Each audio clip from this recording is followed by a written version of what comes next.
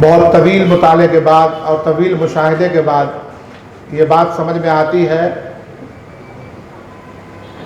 کہ آج کل جتنے مذاہب دنیا کے اندر ہیں،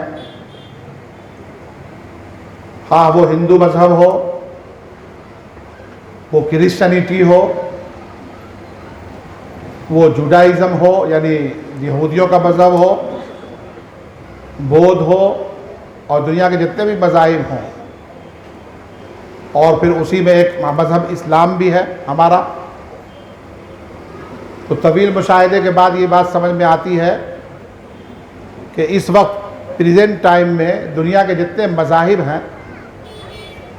ان کے ماننے والوں نے اپنے مذہب کو اپنے تابع کر لیا ہے، اپنی خواہشات کے تابع کر لیا ہے، اپنے خیالات کے تابع کر لیا ہے، اور اپنے تھاٹ اور آئیڈیالوجیز کے تابع کر لیا ہے۔ وہ خود مذہب کے تابع نہیں ہو رہے ہیں بلکہ مذہب کو انہوں نے اپنے تابع کر لیا ہے، حتیٰ کہ ان کی جو مذہبی کتابیں ہیں جس میں ان کے گاڈ یا ایشور یا خدا کی جانب سے جو پیغامات دیے گئے ہیں ان کو ان کے کہنے کے مطابق، تو ان احکامات کو بھی اپنے تابع کر رہے ہیں وہ، اور اپنے حساب سے اس کی تشریح کر رہے ہیں۔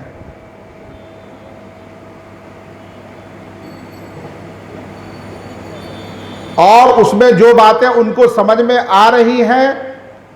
اس کو وہ قبول کر لیتے ہیں، کچھ آگے پیچھے کر کے پرسنٹیج کو، کچھ باتیں قبول کر لیا کچھ نہیں کیا، اور جو باتیں ان کو سمجھ میں نہیں آتی ہیں وہ کمپلیٹلی اسے رد کر دیتے ہیں، اور علی الاعلان اس بات کو کہتے ہیں کہ ہم اسے نہیں مانتے۔ اپنے مذہب کے بارے میں کہہ رہا ہوں، سب کی مثالیں تو مختصر وقت میں نہیں دے سکتا، وقت آپ کا زیادہ میں نہیں لوں گا، بہت جلدی سوچ رہا ہوں کہ آپ حضرات کو فارغ کر دوں، چونکہ رات زیادہ ہو گئی ہے اور ہمارے علماء کرام بھی مساجد کے ائمہ حضرات ہیں اور کچھ علماء دور سے بھی تشریف لائے ہیں، تو ان حضرات کو پھر واپس بھی اپنے گھر جانا ہے، تو میں مختصر ہی بات آپ کے سامنے عرض کر کے اپنی بات کو مکمل کروں گا انشاءاللہ۔ تو دنیا کے سارے مذاہب والے جو ہے اپنے اپنے مذہب کو انہوں نے اپنے تابع کر لیا ہے،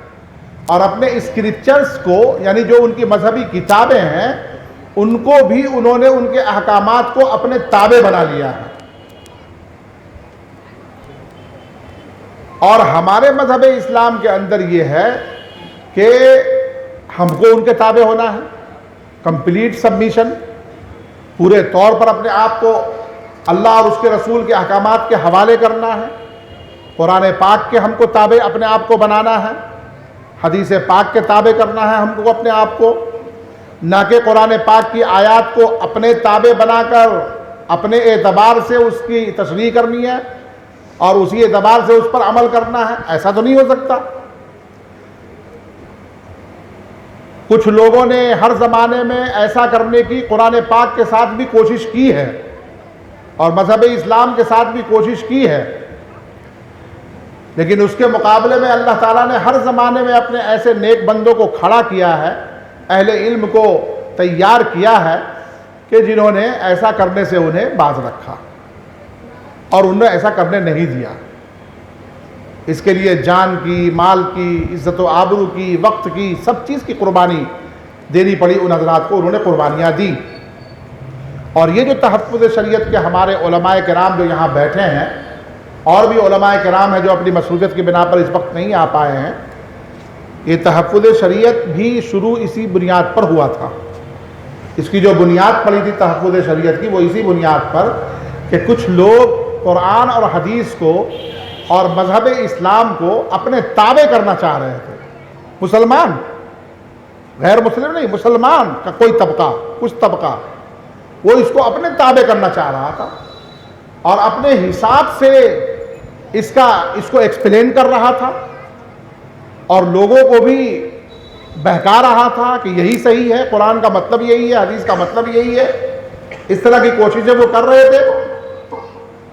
تو اللہ تعالیٰ جزائے خیر عطا فرمائے تحفظ شریعت کے ان علماء کرام کو